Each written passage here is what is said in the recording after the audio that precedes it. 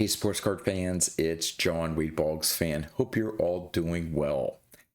This is season 2, episode 15, in which I choose my top 5 favorite cards of a particular player. At the end of last week's video, I spun the wheel of names and it landed on Keith Hernandez. Now, for some of you who are not familiar with Keith Hernandez's background, Keith Hernandez was born and raised in the California Bay Area. After sitting out the baseball season during his senior year of high school, Hernandez played a single season at the College of San Mateo before being drafted by the St. Louis Cardinals in the 41st round of the 1971 Major League Baseball draft. He worked his way through the minor leagues, made his major league debut on August 30th, 1974, and became a regular in the Cardinals' starting lineup in 1976. Hernandez was known primarily as a glove-first, bat-second type of player. However, that doesn't mean that he was weak at the plate. The lefty worked hard on his offense, which resulted in a career year in 1979 when he led the National League with a .344 average, 44 doubles, and 116 runs scored. He accompanied those numbers with 210 hits, 11 home runs, and 105 RBI, which resulted in his tying for the National League Most Valuable Player award with Pittsburgh's Willie Stargell. His average stayed near the 300 mark the remainder of his career. Despite his development as a star in the league and his contributions toward the Cardinals winning the World Series in 1982, Hernandez clashed with Cardinals management, in particular manager Whitey Herzog. Multiple issues led to Hernandez being traded to the New York Mets in mid-season 1983 for pitchers Neil Allen and Rick Owenby. Within 3.5 years, and behind the veteran leadership of Hernandez and catcher Gary Carter, the Mets evolved from a perennial loser into the 1986 World Series champions. The following season, Mets manager Davey Johnson bestowed the title of captain upon Hernandez, a position that he held until being released from the team following the 1989 season. Keith Hernandez signed with the Cleveland Indians in 1990, but played in just 45 games before retiring at the end of the season. Keith Hernandez retired with a .296 career batting average, 2,182 hits, 162 home runs, and 1,071 RBI. Defensively, he won a record 11 Gold Glove awards, the most for any first baseman in history. Since leaving the playing field, Hernandez has built a second career in broadcasting. He joined Frank Healy in 1999, working as a baseball analyst on Mets telecasts, initially for FSN New York, then Sportsnet New York, and WPIX since 2005. All right, so to help me narrow down the selections that I had to choose from to pick my top 5 favorite Keith Hernandez cards, I went with the PSA Basic Topps Set Registry Checklist. It's 16 cards, starting with his 1975 Topps rookie card and finishing with his 1990 Topps card. Now, here's where I would love all of you to participate as well. In the description of this video, I'll have a link to the PSA Basic Topps Set Registry Checklist where you can check out all 16 of his cards. Now, there won't be a link to a picture for every card on the PSA website, so for the ones that don't have a link, you could do a basic Google search to find an image of that card. And from those 16 cards in that checklist, would love to know in the comments which are your top 5 favorite Keith Hernandez cards. And if you could number them 1 through 5, 5 through 1, it'll help me compile the results for next week's video. And if there are some cards outside of those 16 base Topps cards that you really like, feel free to put them in the comments as well, and I'll have them as honorable mentions in next week's video. All right, now before I get to my top 5 favorite Keith Hernandez cards. Last week's video was on Vita Blue, and there were a lot of you who replied in the comments letting me know which were your top 5 favorite cards of his. I really appreciate the interaction with these videos. Love to see all those comments from last week's video. So I hope to see that continue in future videos. So I'm going to start off by going over the results of all of your comments from last week's video, see how your top 5 compares to my top 5 Vita Blue cards. Then I'll get into my top 5 favorite Keith Hernandez cards. Now, I don't have any of his graded cards in my collection, but what I did was I searched through some of my boxes and found a couple cards that I had of Keith Hernandez from when I was a kid and actually pulled from packs. So I'm going to show those few cards off, and then we'll wrap things up by spinning the wheel of names to see which player will be the focus of next week's video. So let's get started. All right, starting off with last week's player, Vita Blue, you had 16 cards to choose from his PSA Basic Top Set Registry checklist, from his 1970 rookie card to his 1987 Topps card. And there were 14 of you who replied in the comments letting me know which were your top 5 favorite cards of his. I think this is the largest response of any video from season 2, I believe. So thank you again for taking the time to put in the comments to let me know which were your top 5 favorite cards of his. So here are the top cards that were selected. Starting off in first place, his 1971 Topps card received 12 selections. Then there was a tie for second with his 1973 and 74 Topps cards, each getting 9 selections. His 1976 Topps card got 7 selections. And then there was a tie for fifth place with his 1970 rookie and his 1975 Topps card, both getting 6 selections. Now, there were 4 cards of his run that didn't get any selections. That was his 1980, 83, 86, and 87 Topps cards. Now, in addition to all these votes, there were a lot of honorable mentions. In fact, there were 9 cards that were listed as honorable mentions, starting off with his 1971 Doug McWilliams postcard.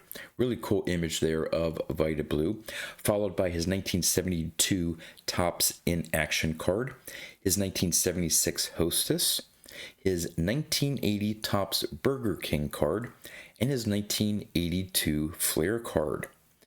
Then we have his 1983 Flair card number 643, which is the special superstar card in the set. And then 2 Pacific Legends cards, his 1989 and 1990 Pacific Legends. And finally, the 2021 Topps Chrome Platinum Anniversary. Cool image there of Vita Blue. All right, so how did your top selected cards rank 1 through 5, and how did that compare to my top 5 favorite Vita Blue cards? Well, at number 5, you had his 1970 Topps rookie card, which I did not have in my top 5. Then you had his 1976 Topps card, which I had as my second favorite. In third place, you had his 1973 Topps card, which I had as my favorite Vita Blue card. Then at number 2, you had his 74 Topps card, which I had as my 4th favorite. And finally, at number 1, you selected his 1971 Topps card, which I had as my 3rd favorite Vita Blue card. All right, let's get into Keith Hernandez. Again, you have 16 cards to choose from his PSA Basic Top Set Registry checklist, from his 1975 rookie card to his 1990 Topps card.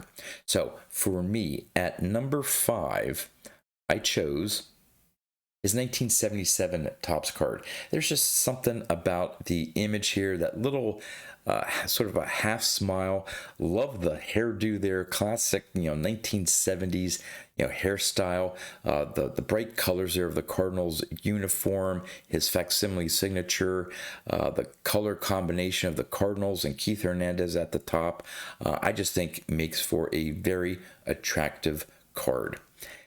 At number 4, I went with his 1981 Topps card. Again, Keith Hernandez was mainly known as a great defensive first baseman, and this is a great image of him getting ready to potentially field a ball at first base there, and love the 81 Topps design.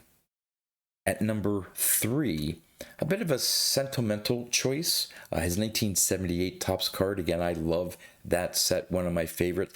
Love the color combination there. It's not quite of a red, it's almost like a pink border with the green Cardinals and the old style batting helmet there. Doesn't look like he has the earpiece back then protecting his ear, and not a super special image of him, but it's also one that maybe other cards have shown earlier in his career, but he doesn't have that classic mustache that at least I always remember him having. So interesting card there. So I went with his 1978 Topps card as my third favorite.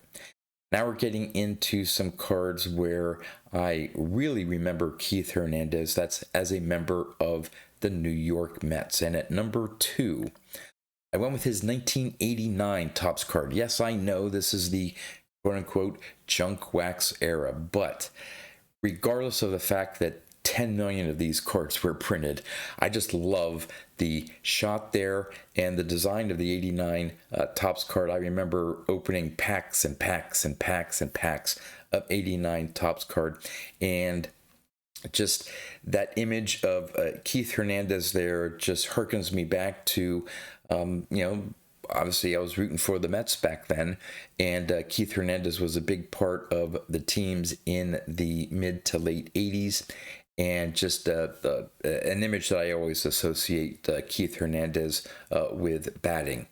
And at number 1, the card that when I first knew that Keith Hernandez was the focus of this week's video, the one card that immediately came to my mind that I remember and just always picture of Keith Hernandez is 1985 Topps card. That follow through there.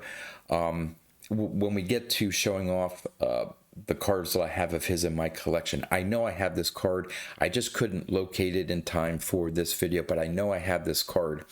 And again, this was a year before the Mets won the World Series. And just the design of the 85 Topps card, when I think of Keith Hernandez baseball cards, this is the card that always comes front and center in my mind. Just a great action shot there with the follow through of Keith Hernandez.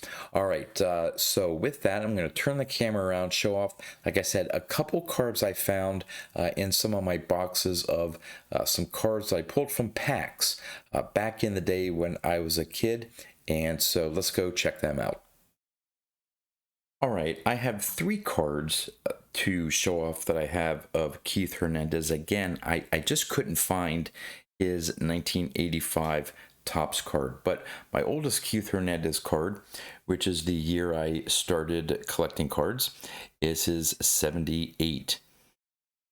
As you can see, these 78 cards that I have from being a kid, they're not in the greatest condition, but I still have all of them. And here is the back.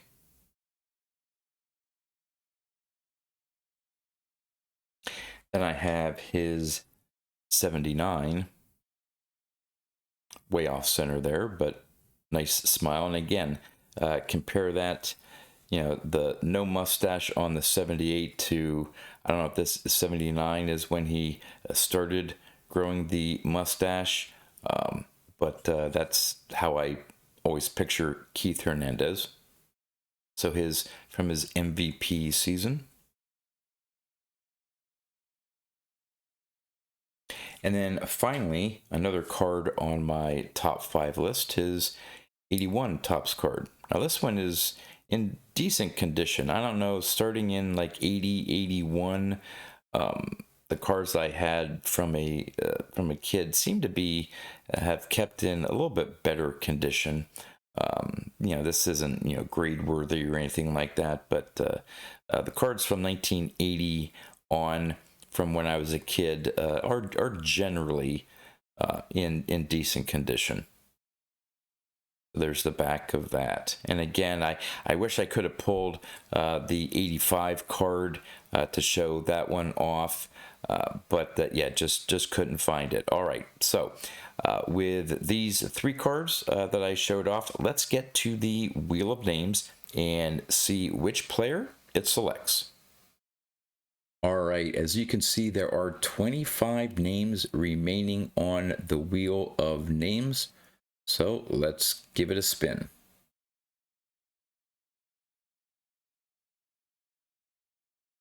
And the player for next week is going to be Bob Lemon. All right, I'm pretty sure I don't have any Bob Lemon cards in my collection, but I'm sure there's going to be some great looking ones given the time frame that he has cards from his playing days run. So that should be fun. And a final reminder, in the comments, would love to know which are your top 5 favorite Keith Hernandez cards. And with that, that's all I have for you.